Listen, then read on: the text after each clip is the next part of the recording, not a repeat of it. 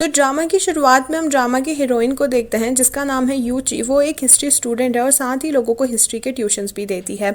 वो अपनी लाइफ को चलाने के लिए बहुत हार्ड वर्क कर रही है और इसके बिल्कुल ऑपोजिट है युक्षी, जो कि एक फेमस आइडल और सेलिब्रिटी है। वो कहता है कि नॉर्मल लोगों को हार्ड वर्क करना पड़ता है अपनी ज़िंदगी चलाने के लिए, पर मेरे लिए तो मेरा फेस ही काफ़ी है।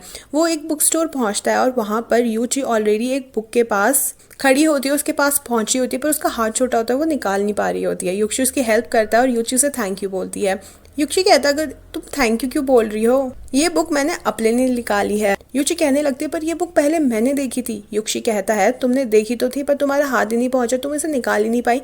पहले ये बुक मैंने निकाली है तो ये बुक मेरी है। कि इतने में ही युक्षी की एक फैन उसे देख लेती है और सारी फैंस उसके पीछे भागती है युक्षी से मिलने के लिए। युक्षी दोनों का बैग नीचे गिरा देता है और यूची को हक कर लेता है अपना चेहरा छुपाने के लिए। और जैसे ही सारी फैंस आगे चली जाती हैं, वो भी बुक लेके जा रहा होता है। तभी यूची उसे रोकती है और कहती है, प्लीज ये बुक मुझे दे दो, मुझे ये बुक अपने बॉयफ्रेंड को गिफ्ट करनी है। युक्षी तभी अपना ऑटोग्राफ एक बुक में दे देता है और उसको देकर कहता है, ये मेरा पहला ऑटोग्राफ है, ठीक है, बहुत खुश नसीब हो तुम, और वहां से चले जाता है। अब यूची अपने क्लाइंट के पास पहुंचती है जहाँ पे उसे एक बच्चे को ट्यूशन पढ़ाना है और उसको अपने सर्टिफिकेट्स दिखाने होते हैं। पर जैसे ही वो सर्टिफिकेट्स निकालने के लिए हाथ अपने बैग में डालती है, उसमें से एक हथियार निकलता है और इसके बाद वो अपनी एजेंसी की हेड से बहुत डांट खाती है कि तुम एक हथियार कैसे लेकर जा सकते हो हमारी क्लाइंट के पास। उन्होंने ऑलरेडी तुम्हारी कंप्लेन कर दी है कि तुम बहुत ही ज़्यादा खतरनाक हो और टीचर बनने के लायक बिल्कुल भी नहीं हो। अगर तुम्हारी दूसरी कंप्लेन आई ना तो फिर तुम इस इंस्टीट्यूट से निकाल दी जाओगी। वहीं यहाँ युक्षी अपने डायरेक्टर के पास पहुंचता है अपना प्रॉप दिखाने के लिए, जो कि उसने अपने कैरेक्टर के लिए प्रिपेयर किया है, पर उसकी बजाय उसके बैग से निकलते हैं सर्टिफिकेट्स और एक डैड पे ऐसे। और उसका डायरेक्टर उससे गुस्सा सा हो जाता है कि उसे अपने ख्याल से चलना चाहिए था और वेपन लेकर आना चाहिए था। इसका मतलब इन दोनों का बैग हो गया एक्सचेंज। तभी हम न्यूज़ पे देखते हैं कि जिस डायरेक्टर के पास अभी अभी युक्षी गया था, उस डायरेक्टर की फिल्म्स बहुत ही ज़्यादा हिट होती हैं और वो बहुत ही फेमस डायरेक्टर है। और उनके फिल्म के रोल के लिए दो लोग लड़ाई कर रहे हैं, एक तो मिस्टर युक्षी और दूसरा कीजी। युक्षी का मैनेजर उसके लिए एक ट्यूटर हायर करता है जो कि उसको हिस्ट्री के बारे में पढ़ाएगी, जिससे वो अपने रोल में और पक्का हो जाएगा और ये रोल और किसी को भी नहीं बल्कि युक्षी को ही मिलेगा। जब वो उस ट्यूटर को देखता है, वो और कोई नहीं बल्कि युची होती है। वो दोनों एक दूसरे को देखकर उन एक दूसरे पे इल्ज़ाम लगाने लगते हैं कि तुम्हारी वजह से मेरी जॉब जाने वाली थी। तभी युक्षी मजाक उड़ाने लग जाता है यूची के ऐसे का जो उसने अपने पापा के ऊपर लिखा है, जिससे यूची बहुत ज़्यादा नाराज़ हो जाती है और कहती है कि मैं इसकी ट्यूटर कभी भी नहीं बनूंगी, और वहाँ से जाने लगती है। तभी युक्षी एटीट्यूड में आके कहता है कि तुम कौन होती हो मुझे ट्यूशन ना पढ़ाने वाली, मैं ही तुझसे ट्यूशन नहीं पढ़ना चाहता हूँ, चल जा यहाँ से। यूची वहाँ से चली जाती है। तभी फ़ोन बजता है और रिसीव करता है युक्षी। सामने पे होता है कीजी और वो बोलता है, थैंक यू सो मच युची जी, आप मेरे को ट्यूशन पढ़ा रही हैं, इस वजह से मेरा role famous director mister V K movie में पक्का हो जाएगा। पर सामने से तो युक्षी बोल रहा होता है और वो कहता है कि ये ट्यूटर तुझे नहीं पढ़ा रही है क्योंकि वो ऑलरेडी मुझे पढ़ा रही है। तभी वहाँ पे यूची पहुंच जाती है और कहती है मेरा फ़ोन यहाँ पे छूट गया था। अब युक्षी किसी भी हालत में यूची को नहीं जाने देना चाहता क्योंकि ये उसके रोल के लिए बहुत ही ज़्यादा इंपॉर्टेंट है। और वो कहता है कि तुम्हें मुझे ट्यूशन पढ़ाना ही होगा, अगर तुम मुझे ट्यूशन नहीं पढ़ाओगी ना तो मैं तुम्हारे खिलाफ कंप्लेन डाल दूंगा। अब उसको याद आता है कि अगर उसकी एक और कंप्लेन हो गई तो वो इस इंस्टीट्यूट से निकाल दी जाएगी और उसके पास और कोई चारा है नहीं पैसे कमाने का, तो उसे इसकी बात माननी ही पड़ती है। वो जाती है मैनेजर के पास युक्षी के और एक कॉन्ट्रैक्ट साइन कर लेती है कि अब से वो मिस्टर युक्षी की ट्यूटर है। दूसरे दिन वो वहाँ पहुँचती है तो युक्षी आधी नींद में होता है। कहते तुम इतनी जल्दी क्यों आई? वो बताती है कि आपके मैनेजर ने कहा था कि सुबह सुबह मैं आपको ट्यूशन पढ़ाऊँ। युक्षी बोलता है चाहे कुछ भी हो जाए तुम ऊपर मेरे रूम पर बिल्कुल भी एंट्री नहीं करोगी। अब वो नीचे ही खड़ी होती है कि ऊपर से युक्षी की बहुत जोर जोर के चिल्लाने की आवाज़ आती है और युक्षी ऊपर पहुँच जाती है और उसको काफ़ी बुरी हालत में देख लेती है। और युक्षी यहाँ और किसी से नहीं बल्कि एक छोटे मच्छर से डर रहा होता है। अब जैसे तैसे करके वो उसे पढ़ाने बैठती है और उसी बीच में यूची अपने बॉयफ्रेंड को भी मैसेज करती है। अब युची उसे फिर से ब्लैकमेल करने लग जाता है कि अगर तुमने अभी मेरी ड्रेसअप होने में हेल्प नहीं की तो मैं कंप्लेंट डाल दूंगा कि मेरी ट्यूटर मुझे पढ़ाते वक्त फ़ोन यूज़ कर रही थी। और बेचारी यूची करती भी क्या, कंप्लेन की डर के मारे वो उसके सारे कपड़े लेकर उसके सामने खड़ी हो जाती है, पर युक्षी उसे तंग करने के लिए बहुत ही नखरे दिखा रहा होता है। लास्ट में वो एक कोट पहनकर जाता है और बोलता है आज के लिए तुम्हें ना मेरा असिस्टेंट बनना होगा।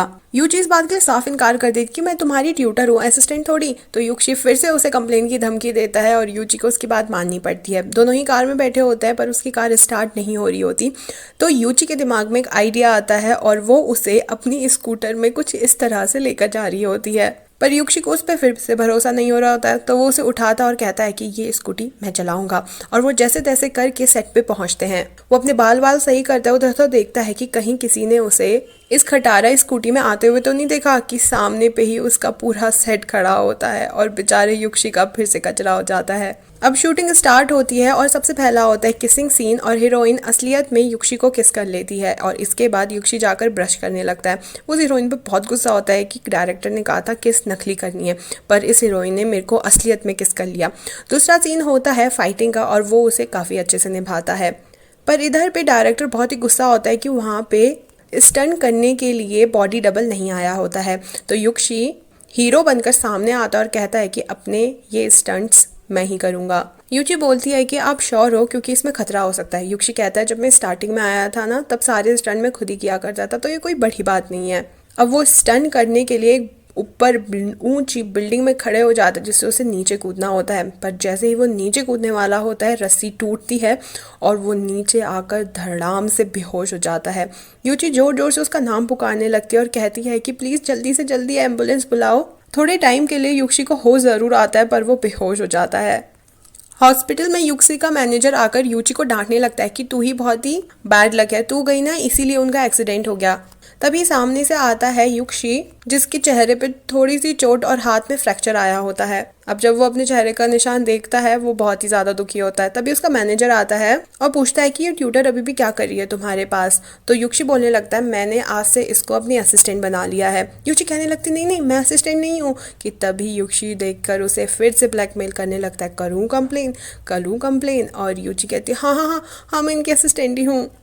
तभी युची बाहर आके उसके मैनेजर को बताती है कि मुझे लगता है ये सारी चीज़ें प्लान थी, क्योंकि जिस दिन युक्षी की शूटिंग है उसी दिन बॉडी डबल का गायब होना और इतनी सारी प्रोटेक्शन के बाद भी युक्षी का इतनी ऊंची बिल्डिंग से गिरना कोई कोइंसिडेंस तो नहीं हो सकता।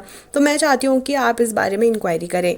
और इसके बाद युची पहुँचती है अपने बॉयफ्रेंड को मिलने, जहाँ पर यूची की दोस्त भी होती है उसके साथ। और यूची के आने से पहले वो यूची के बॉयफ्रेंड को कुछ ब्रेसलेट सा पहना रही होती है। पर जब यूची उसके बॉयफ्रेंड को ब्रेसलेट देती है तो उसका बॉयफ्रेंड ज़्यादा कुछ रिएक्शन नहीं करता, जिससे यूची को थोड़ा अजीब लगता है, पर वो कुछ कहती नहीं है। अब हॉस्पिटल में मिलने आता है एक बहुत ही हैंडसम लड़का और सारी नर्सेज उसको देखकर ऐसा कर रही होती है कि पूरी दुनिया में केवल एक वो ही हैंडसम लड़का बचा है। वो और कोई नहीं बल्कि दोस्त है युक्षी का और वो एक बहुत ही बड़ा फिल्म स्टार है। वो युक्षी से मिलता है, उससे बातें करता है, सेल्फी वगैरह लेते हैं और वो बाहर आते हैं। और वो युची से कहता है कि तुम उसकी असिस्टेंट हो ना, उसकी सारी बातें मत सुनना और उसे डिसरिस्पेक्ट भी मत करना, ठीक है।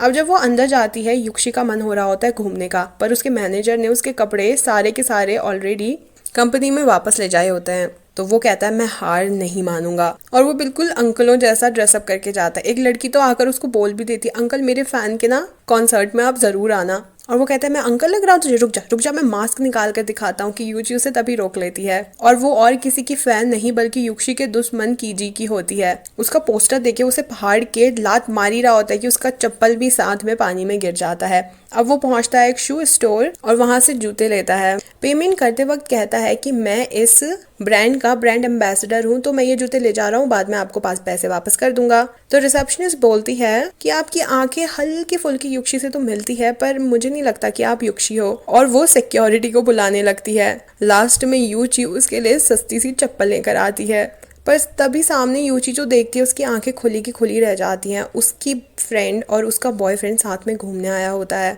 वो उनके पास जाती है और बोलती है कि ये क्या है। उसकी दोस्त बोलने लगती है कि दरअसल तुम्हारा बॉयफ्रेंड तुम्हारे साथ कभी खुशी नहीं था, वो तुम्हारे साथ इसलिए था क्योंकि तुम्हारे पापा उसके टीचर हुआ करते थे, इसलिए आउट ऑफ रिस्पेक्ट वो तुम्हारे साथ था। उसका बॉयफ्रेंड भी कहता है पर हम ऑलरेडी टेक्स्ट पे तो कर चुके हैं ना ब्रेकअप। यूची को तो इन मैसेजेस के बारे में पता ही नहीं होता है और वो देखती है युक्षी को और फ्लैशबैक में हमें पता चलता है कि यूची के बॉयफ्रेंड ने जब मैसेज किया था तो युक्षी ने उसकी तरफ से रिप्लाई किया था कि हाँ हाँ तेरे साथ भी कौन रहना चाहता है, तू क्या मुझसे ब्रेकअप करेगा, मैं तुझसे ब्रेकअप करती हूँ, मैं तुझे छोड़ती हूँ, तू मुझे डिजर्व भी नहीं करता। पर यूची का मुंह इस तरह से हो जाता है कि उसके मुंह से कुछ शब्द ही नहीं निकलते, उसकी आंखें नम हो जाती है, उसे समझ नहीं आता है कि वो क्या कहे। तभी उसके सपोर्ट में आता है युक्षी और बोलता है मुझे नहीं पता तेरी ये जो नई गर्लफ्रेंड है वो यूची से कैसे बेटर है, पर तूने यूची को इस्तेमाल किया है। तेरे ड्रेसअप से लग रहा है कि तू बहुत ही अच्छी जॉब करता है, जो कि ऑल थैंक्स टू यूची और उसका डैड है, क्योंकि उन्हीं के कनेक्शंस की वजह से तुझे पक्का अच्छी जॉब मिली होगी। और तू क्या इतना एटीट्यूड दिखा रहा है, मैं और यूची भी बहुत टाइम से रिलेशनशिप में हैं। और वो यूची को अपने और करीब कर लेता है।